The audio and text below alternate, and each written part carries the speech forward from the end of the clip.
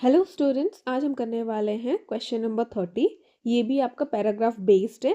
If you want to read the paragraph then pause the video and you can read it. Okay, so हम question में आते हैं सीधे।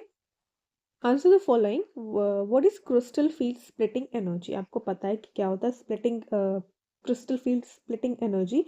जो वो क्या होता है कि जो आपका डी ब्लॉक ऑर्बिटल्स हैं वो आपका डीजनरेट होता है दो पार्ट में, है ना। जैसे कि ये आपका डी ऑर्बिटल्स हो गया, ये आपका दो पार्ट में ब्रेक होता है ना। यहाँ पे आता है दो ऑर्बिटल्स, दो में स्प्लिट होता है, और यहाँ पे आपका होता है थ्री ऑर्बिटल्स। राइट, इस वाले ऑर्बिटल्स को हम बोलते हैं ईजी ऑर्बिटल्स, इसको बोलते हैं हम T2G ऑर्बिटल। और इसी के बीच की जो एनर्जी डिफरेंस है इसी को हम बोलते हैं क्रिस्टल फील्ड स्प्लिटिंग एनर्जी, है ना। तो आप इसको क्या लिखोगे? द एनर्जी, ओके मैं यहाँ पे लिख देती हूँ, the energy used in the splitting of degenerate d orbitals due to the presence of ligands in a definite geometry is called crystal field splitting energy। ठीक है बच्चों, बात समझ आ गई आपको, है ना।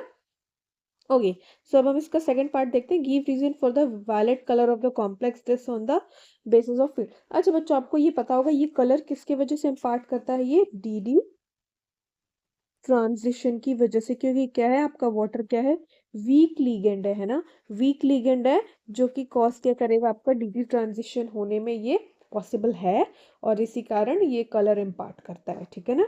Okay, so now the third one is CrNH3, that is a paramagnetic while this is diamagnetic।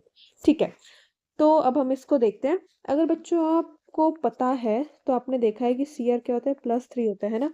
तो इसके D में कितने जाते हैं क्रोमियम के? D3 जाता है ना। तो अगर आप इसको बनाओगे तो ये कितना हो गया, ये हो गया है ना। 3 अनपेयर्ड इलेक्ट्रॉन्स है, और आपको पता है NH3 जो है, NH3 क्या होता है बच्चों? ये आपका क्या है, क्या स्ट्रॉन्ग लिगेंड है? ये नहीं है ना, है ना, स्ट्रॉन्ग लिगेंड नहीं है। तो ये 3 अनपेयर्ड इलेक्ट्रॉन जो है, 3 अनपेयर्ड इलेक्ट्रॉन्स ये एज इट इज रह जाते हैं। दैट्स वाई ये क्या बन गया आपका बच्चों, पैरामैग्नेटिक बन गया। ठीक है, लेकिन वहीं अगर आप बात किसकी करते हो, कहाँ गया, इसकी करते हो, ठीक है, तो Cn आपका क्या है, स्ट्रॉन्ग लीगेंड है ना। 4 और 5, ओके। तो Na का क्या होता है बच्चों, +2, और निकल का कितना होता है, 8 आएगा आपका, है ना, लास्ट के डी में।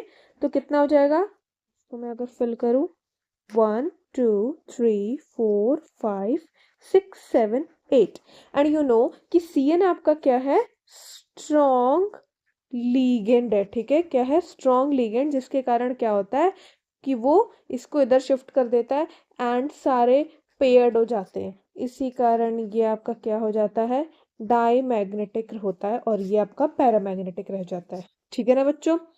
अब देखो, ये आपका पूछा हुआ है कि explain why FeCN6 is the internal, okay, inner orbital complex and where this is outer orbital complex। तो ठीक है, इसका भी आंसर बच्चों यही होगा। ये और वाला हम पार्ट देखते हैं सी का, कि जो आपका Cn- है ना बच्चों, वो क्या है आपका, स्ट्रॉन्ग लीगेंड है ना, स्ट्रॉन्ग लीगेंड है। तो स्ट्रॉन्ग लीगेंड के कारण ये क्या करवा देता है आपका, पेयरिंग ऑफ इलेक्ट्रॉन्स करवा देता है। ठीक है, तो पेयरिंग ऑफ इलेक्ट्रॉन्स करवाने के कारण क्या होता है ना, कि अगर आप इस वाले कंपाउंड की बात हम कर रहे हैं, ठीक है, इसकी बात अगर आप देखोगे तो इसमें जो आपका हाइब्रिडाइजेशन बनता है ना, वो D2sp3 हाइब्रिडाइजेशन बन जाता है। ठीक है ना बच्चों, हाइब्रिडाइजेशन ये बन जाता है। तो जिसके कारण जो आपका इलेक्ट्रॉन फिल हुआ वो किसमें हुआ, आपका इनर 3D ऑर्बिटल्स में हुआ है। ठीक है, और अगर आप बात दूसरे की करोगे,